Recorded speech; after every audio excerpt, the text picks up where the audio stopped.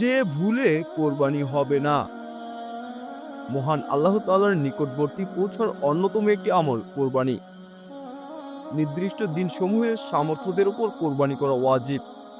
কিন্তু টাকা খরচ করে যদি কোরবানি আদায় না হয়, তাহলে মহান আল্লাহর নৈকট্য অর্জনে কোনো কাজে আসবে না।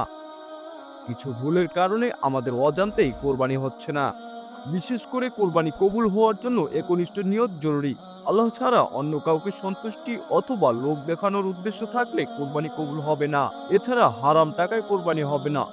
রাসূলুল্লাহ সাল্লাল্লাহু আলাইহি ওয়াসাল্লাম বলেছেন, আল্লাহ তাআলা পবিত্র, তিনি পবিত্র ও হালাল বস্তু ছাড়া গ্রহণ করেন না। মুসলিম 1015।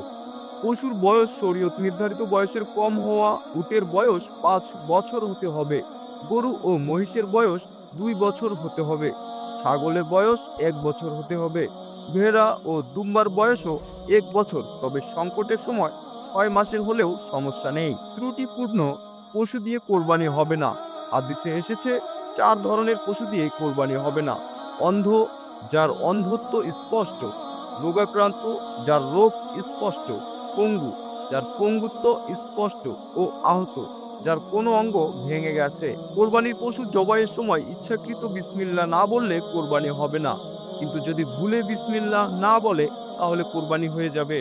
এছাড়া জেনে শুনে হারাম উপার্জনকারীকে কোরবানির অংশীদার করলে অন্য শরীকদের কোরবানিও সহিহ হবে না। তাই অত্যন্ত সতর্কতার সাথে শরীক নির্বাচন করতে হবে।